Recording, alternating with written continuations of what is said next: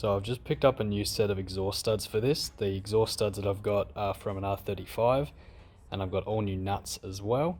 So the studs in this, a couple of them were missing, so I decided I may as well upgrade them. The upgraded studs have a Torx bit on the end so that you can easily remove them. It makes life a bit easier. I've already pulled most of the studs out of this, but if you're unsure how to pull studs out of a motor, what you do is you get two nuts, tighten one on all the way, and then tighten another one on behind it. And then if you actually loosen off this nut, it's locked on by the front nut, so it actually spins the whole stud and you can pull the stud out. So just a bit of an example, this is one that I've already prepared. If you just grab that rear nut and then loosen that off, that actually spins the whole stud like you can see there. So usually when you do this, if you just had the one nut, you'd just be undoing the nut. But like I said before, the front nut locks it all in place. So you can just pull this stud out, and then to get the nuts off, just put the stud into a vise, and then you can just spin the two nuts off the top. So as I mentioned before, there are a few studs that were actually missing out of the exhaust manifold, and this was because the threads had been damaged. So today I'm just going to be fixing those threads and getting the exhaust manifold back on. So to fix these threads, I'm going to be using a tap. So that's the tap there. It's just a hardened thread, so this will cut its way into the old thread rather than destroying the thread on this actual tap. So you want to make sure you've got the right size tap. So to choose out the right one, you want to lay your tap next to your new stud. So you can see these laying next to each other, those threads fit perfectly together. So this is the next size up, and you can see that those threads don't nicely line up, so you can tell that this is the wrong size. And you obviously want to make sure that the actual diameter of the tap is similar to the screw, but you'll find this out when you actually start tapping into the block. So this is the special holder. This holds the end of the tap. You fit the square end of the tap into the handle like so, and then tighten the two ends, and then that's tight, ready to go. So you want to fit your tap into the thread as centralized as you can. You just start spinning. So this thread's already damaged, so it will take a bit for it to actually pick up a new thread as it cuts. So to make sure you're getting a nice clean cut, I like to go about 2 turns one way and then back 1 turn.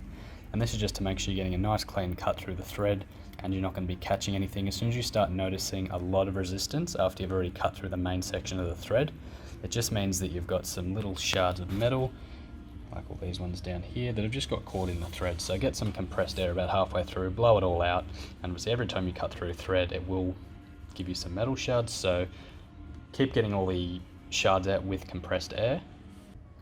So I'm going to go ahead and re-thread every single exhaust stud hole.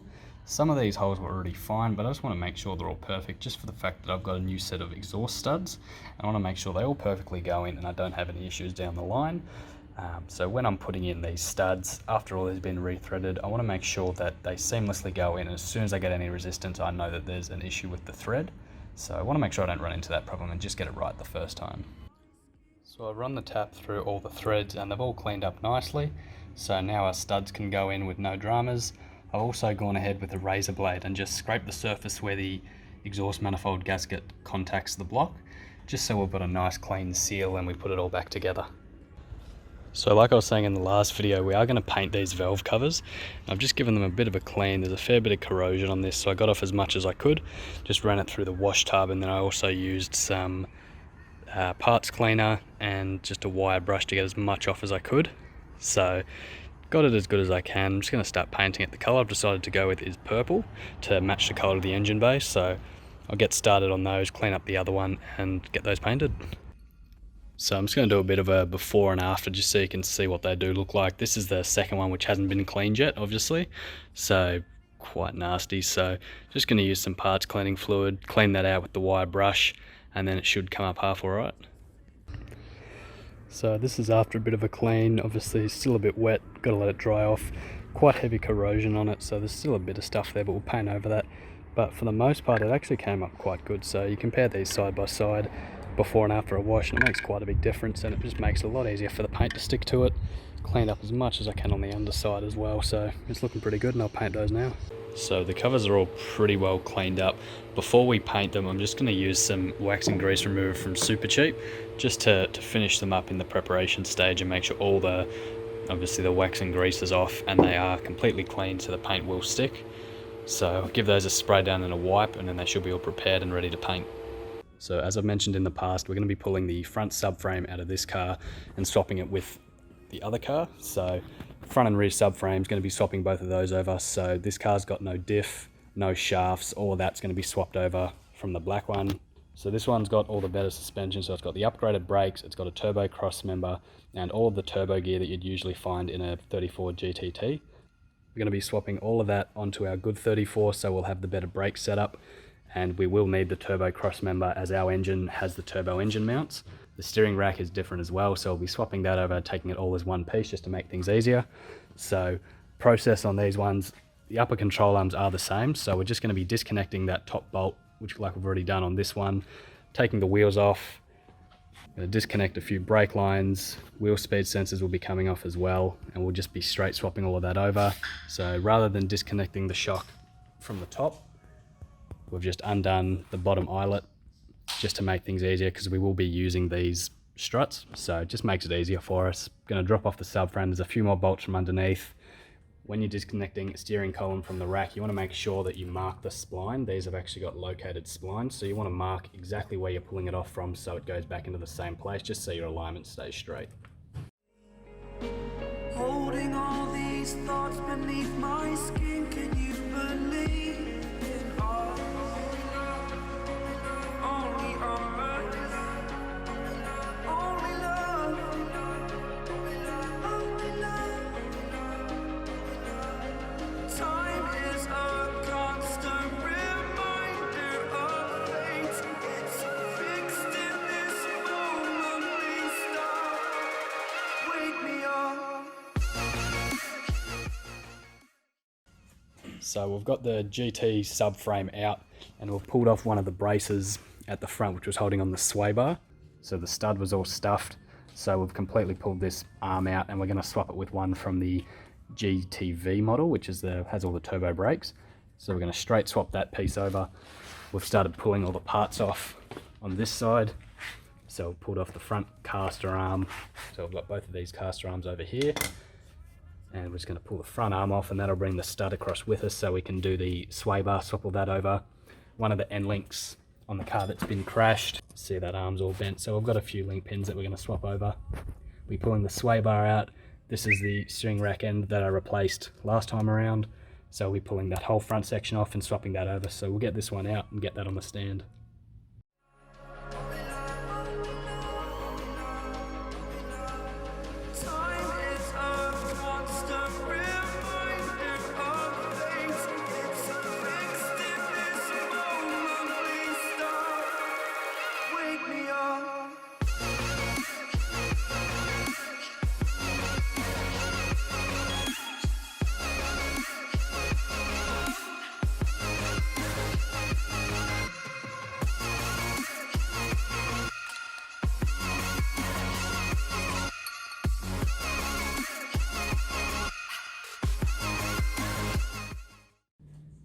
So I've got the turbo subframe into the front of this car, and we've just got a few things to do up. So we've attached the subframe so everything stays in place so we could move the jack out of the way.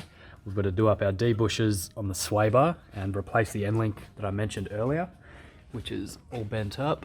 See from a bit of angle back down in here. So that's all bent, so we've got heaps of those spare, so we'll bolt all that up. And we've got to swap this lower control arm, which was damaged in the accident. So this one's going to come out, and we're just going to swap it with the one that's on the ground there. So I'm going to pull that one off, Connor's going to pull off the other side, and we're just going to swap those two over.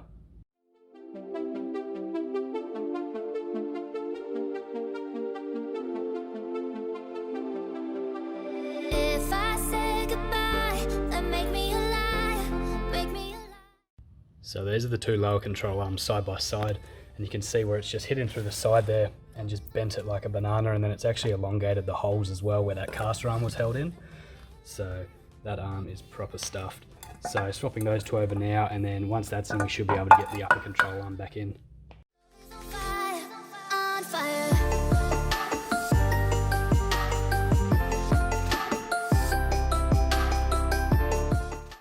We've replaced the bottom control arm, so now that's straightened out, and we've just pulled out the end link for the sway bar, which is all crooked. So just going to pull the other one off the other subframe and then swap those two over, and then that should be most of the subframe done on the front. Still got to put the caster arms in and get those all tightened up. Managed to get the steering column in. We just had to drop the steering rack down a bit just to line all that up, so that's all lined up again. And we've managed to get the rear subframe out. So this is the one that doesn't have the diffs, and this has got the 3x2 shafts. So these are the weaker shafts. So we're going to be swapping in the other suspension, which has got the 5x1 shafts and the 4.3 diff. So we're going to swap all that in, drop the other one out, and just do a straight swap. Also going to get this subframe put back into the other car. So we'll get all that put back in, drop the other subframe, and put it all back together. My heart, she